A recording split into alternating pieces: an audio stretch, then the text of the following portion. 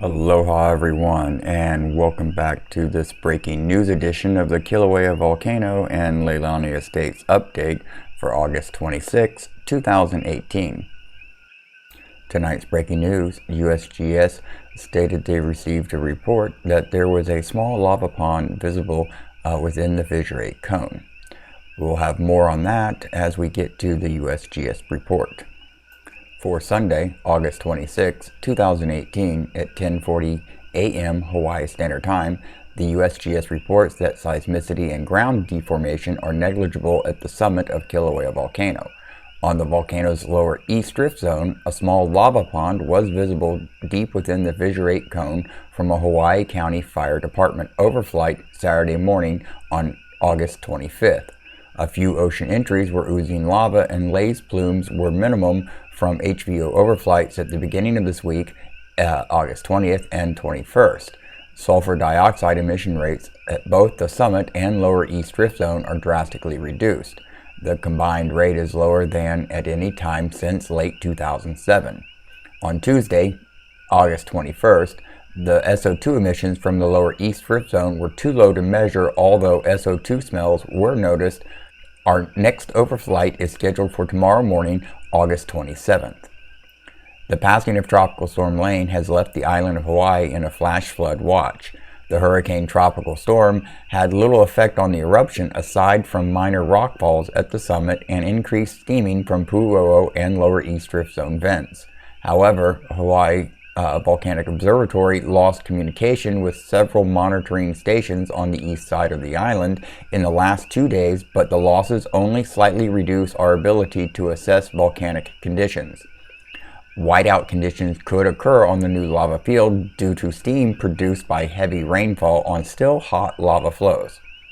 The Hawaii Volcano Observatory will continue to closely monitor Kilauea seismicity, deformation, and gas emissions for any sign of reactivation, and maintain visual surveillance on the summit and lower east drift zone as best we can. Ground and drone crews are in the field today but continue to be hampered by weather conditions. HVO will continue to issue daily updates and additional messages as needed. The next update will be issued tomorrow morning unless significant changes occur. And that does it for the USGS General Report. We will be talking more about this lava pond in Fissure 8, but first I want to go take a look at the earthquake maps before we get to that. What we're looking at here is the current earthquake map sorted by 1-day all magnitudes.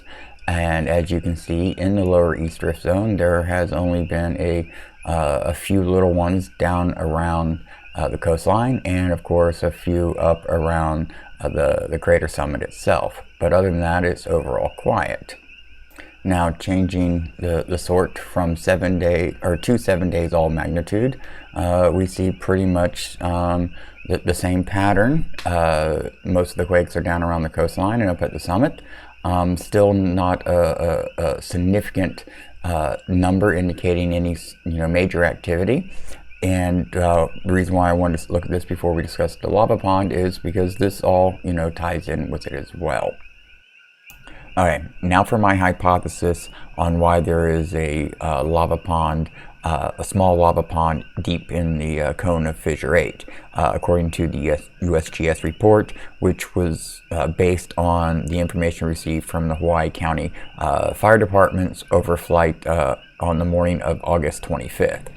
And of course, just to remind everybody, this is just my opinion based on my interpretation of the information available from the public sources. So yeah, that's what it is. But getting to the point, basically what I think is happening here is the USGS report has basically stated that there's been pretty much no effects from Hurricane Lane interacting with the recent eruption, other than some rock falls and things like that. And yeah, that is true. That is actually correct. There really hasn't been anything. However, what I suspect is happening is because USGS says that there's no evidence of any reactivation based on the information that they have. So the question is why would there be a lava pond in Fissure 8 unless there was some form of pressure behind it to push it up through, because we know all that rain is falling and cooling the stuff, so it's cooling down the cap. But that cooling also causes cracks and stuff of that nature too, which could allow the lava, if it's still very close to the surface there, to push its way back up, which obviously it has. But the question is what pushed it up? My hypothesis is that with all the ground cracking located all up and down the fissure system and the rift zone due to the recent eruption, that with all this rain that's been brought in by Lane, because this area has really been, in the last few days, really heavily dumped on by the rain systems. At the beginning, we weren't getting that much, but the last 3 days, I think it's been at least now, we've been really getting a lot in this area. So what I suspect is all that rain has saturated the rock and the soil and, all that surface area above the actual reservoir of still molten magma in the rift zone, and that extra water weight, if you want to call it that, has caused the surface area, the land, to get heavier, and it has applied more surface pressure to the reservoir in the rift zone, and that in turn has caused some of the magma to ooze up and out of the fissure 8, or up into the fissure 8 cone, I mean. I don't have any photographs of it. I've tried to see if I could find something, but I haven't been able to locate anything from that day. So we probably won't really have a visual look until the weather clears up and USGS does the air overflight.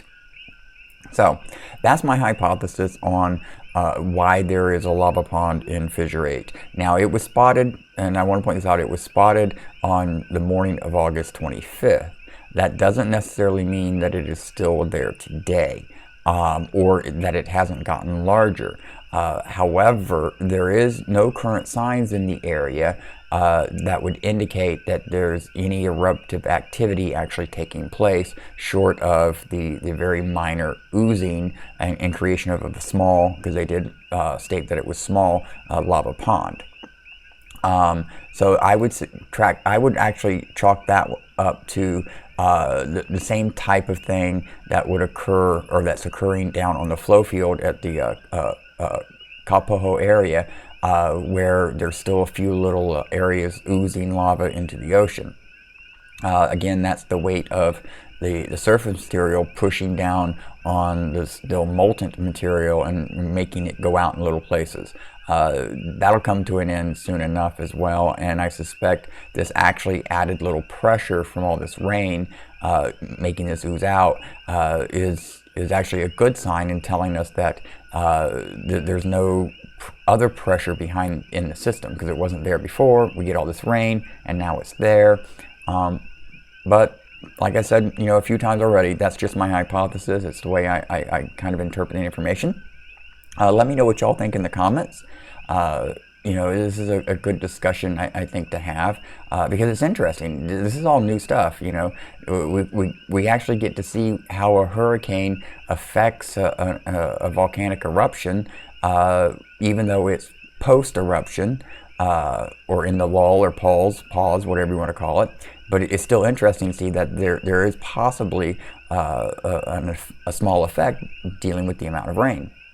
Now, the question we'd have to ask ourselves, of course, at this point is, if let's say, Lane passed us by, would the lava pond still have formed? I don't know. I mean, we don't have a control model in order to look at and conduct, an experiment on it, which is why, it's only a hypothesis, but still, we now have this to put into the record books and say, hey, the next time something like this happens in history, whoever's around, take a look at this fact and see if it correlates. But anyways, I'm just going on now. So anyways, I just want to say thank you for all the support. If you like this video, hit that thumbs up button. It lets me know that you're enjoying it, and I'll keep doing more of the same. Also, don't forget to check out the links in the description for my Redbubble and Smug Mug. I have lots of photos there that you can look at. Also, you can get them printed on an assortment of different items if you like. And let's see, anything else? Oh yeah, follow me on Twitter. It's a good place, you know, that we can interact there and share pictures and things like that. And also, before I go, there is one more thing that I'd like to do. I want to give a shout out to a individual, Sharon from Alabama. I received a letter in my mailbox, and I want to say thank you very much. Very, very kind of you. I greatly appreciate it, and I just wanted to make sure that yeah, you were recognized by me personally. But again, I want to recognize everyone else as well. Thank you very much for everything. These live streams we've been doing lately have just been really fun and amazing, and I've really enjoyed it. So that's all because of y'all. If y'all didn't participate, then there wouldn't be much fun in it for me. And that's why I'm doing the live streams and participating with Scott from Pahoa Tours and what he's doing, because it's a fun little interaction. It's almost a virtual way for us to just, you know, get together and hang out for a little while. So yeah, so we'll probably be doing some more of that as well. Okay, people, thank you for watching, and you have a absolutely amazing morning, afternoon, or evening. This has been the Kilauea Eruption and Leilani Estates update for August 26, 2018.